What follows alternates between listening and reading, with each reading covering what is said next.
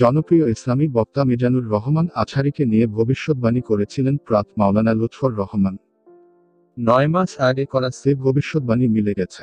2020 সালের জানুয়ারিতে দেশের সব মাহফিল বন্ধ করে হঠাৎ মালয়েশিয়ায় পাড়ি জমান মিজানুর রহমান আজহারী। এরপর গতকাল শুক্রবার কক্সবাজারের পেকোয়ে প্রথম কোনো তাফসিরুল কোরআন মাহফিলে অংশ নেন তিনি। সেখানে লাখো জনতার মাঝে আলোচনা করেন এই বক্তা।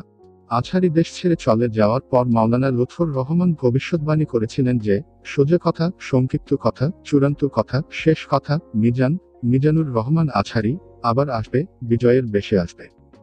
সেদিনে দেশের তৌহিদি জনতা এমন ইতিহাস সৃষ্টি করে তাকে আলিঙ্গন করবে ইনশাআল্লাহ। সে সময় বেশি দূরে নয়।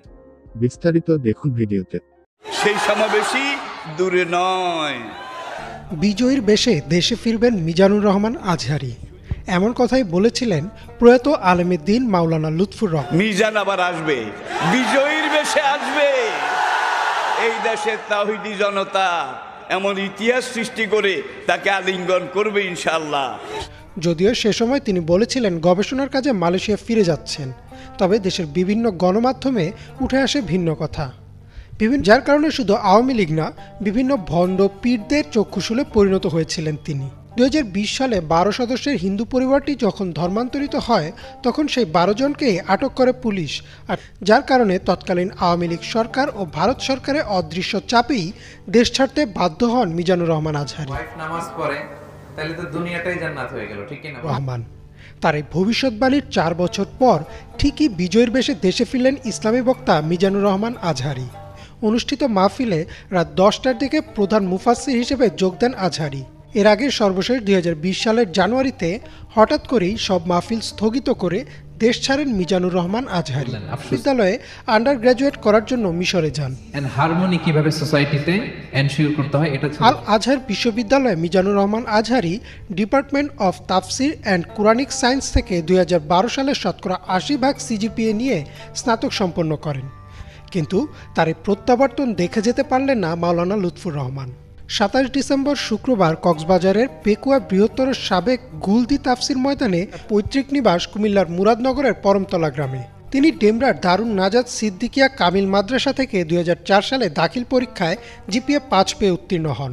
2020 সালে যে কারণেই হোক, দেশ ছাড়ার 4 বছরের মাথায় দেশের রাজনৈতিক পালাবদলের পর আবারও বীরের বেশে দেশে ফিরেছেন মিজানুর রহমান আজহারী। 2020 সালে যখন হঠাৎ করে মিজানুর রহমান আজহারী সব ধরনের মাহফিল স্থগিত করে দেশ ছাড়লেন, তখন ঠিক পরিষ্কার ছিল না কেন তিনি দেশ ছাড়ছেন। এছাড়াও পবিত্র কোরআনে এমব্রিওলজি বা ভ্রূণতত্ত্ব বিষয়ে তিনি এমফিল করেন এবং একই প্রতিষ্ঠানে তিনি পিএইচডির জন্য মনোনীত হন।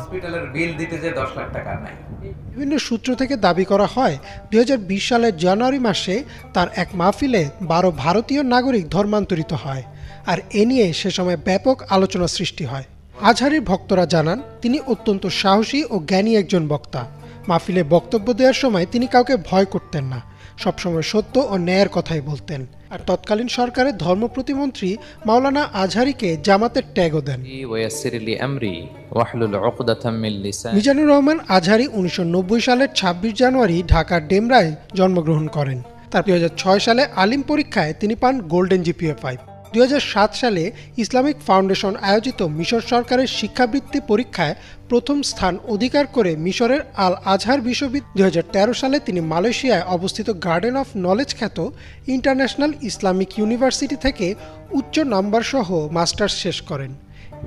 দেশে যখন তিনি বিভিন্ন মাহফিলে কথা বলতেন, তখন তার কথায় জ্ঞান বিজ্ঞান ও শিক্ষার ছাপ পাওয়া যায়, যার ফলে অল্প সময়েই তিনি বাংলাদেশের লাখো তরুণদের মনে জায়গা করে নেন একজন জ্ঞানী বক্তা হিসেবে।